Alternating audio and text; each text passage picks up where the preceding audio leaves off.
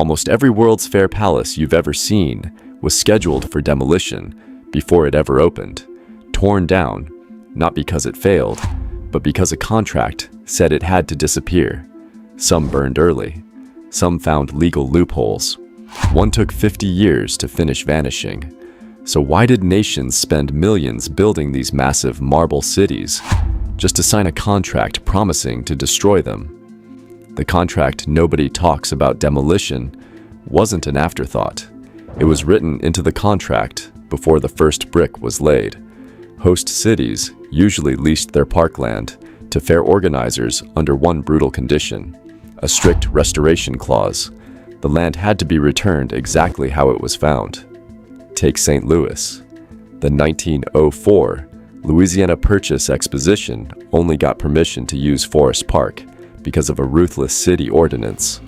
The terms demanded every single structure be flattened and cleared within a single year of closing. That one clause explains why crews moved with such violent speed the moment the gates shut. It also explains why these palaces were never built to last. Nobody planning them ever expected a second summer. Palaces made of plaster and rope. The reason demolition could happen so fast comes down to a material called staff, a mix of plaster, cement, and woven jute fiber stretched over cheap wood framing. Chicago's 1893 World's Columbian Exposition, the so-called White City, used staff to fake an entire skyline of Roman domes and colonnades across more than 200 structures. Only one of those buildings still stands on its original site today, the Palace of Fine Arts, now home to the Museum of Science and Industry. Crews could knock down a marble palace in an afternoon, because underneath the paint job, it was barely sturdier than a stage set. But even a set built for a scheduled ending couldn't survive what happened next in Chicago. The wrecking crews weren't the ones who got there first. The night the White City burned. Months before the wrecking crews could even swing their hammers, fire did the job for them instead. In the summer of 1894, Chicago was convulsing under the violent Pullman strike.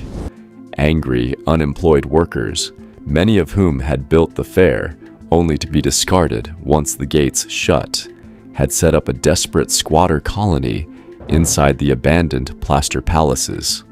That January, one blaze had already taken the casino, the peristyle, and the music hall. Then in July, a second, far larger fire tore through the dry wood and jute framing like kindling, consuming the administration building, the agricultural building, and most of what remained of the fairgrounds. The heart of the White City, which had hosted 27 million visitors, was gone. Investigators never officially proved arson, but plenty of people at the time suspected the same workers who had built the illusion of American progress were the ones who burned it down. The flames finished most of what the demolition contracts intended before photographers had even finished processing their negatives, the tower that was never supposed to stay. Chicago's fire happened in 1894, but the story of demolition contracts doesn't stay in one country. Back in 1889, Paris had already built something under the exact same kind of clause, and it very nearly met the same fate as everything else on this list. The Eiffel Tower was built for the 1889 Exposition Universelle under a strict 20-year permit. It was legally due for demolition in 1909, just like everything around it. What saved it wasn't sentiment. City engineers realized the tower's massive height made it perfect for the new science of wireless telegraphy, and the French military stepped in to keep it standing as a radio antenna. Nearly every other structure at that fair came down close to schedule, and the tower survived purely because it found a second job, which raises an uncomfortable question about all the buildings that never got offered one. But at least the tower stayed standing.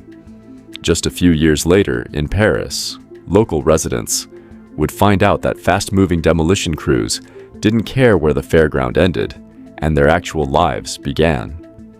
a fairground that swallowed the city. By 1900, the Paris Exposition had outgrown every fair before it.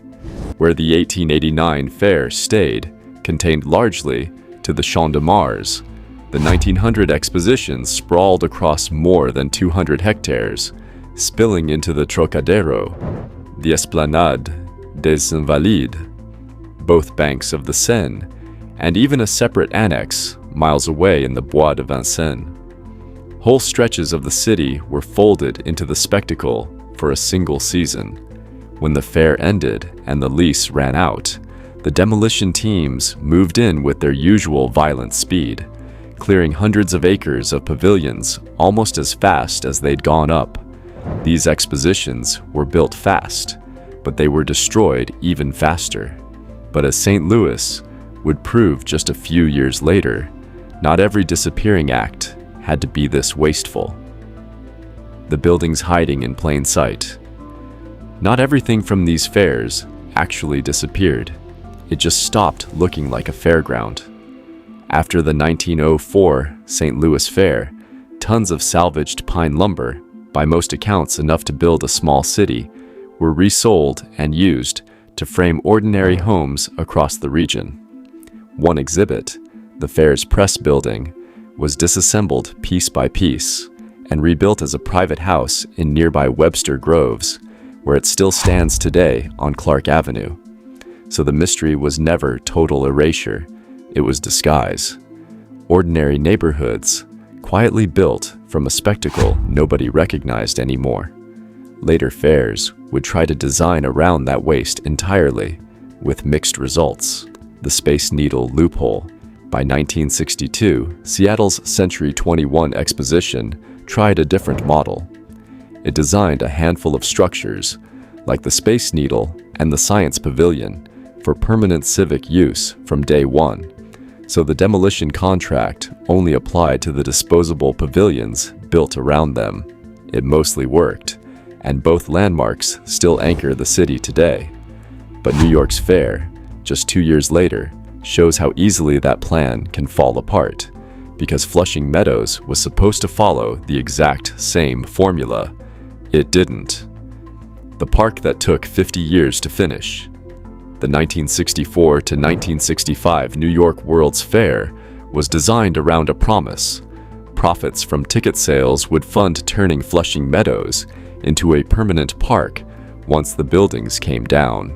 But the fair lost money, and New York's finances were in no shape to cover the gap, so demolition dragged on for decades instead of months.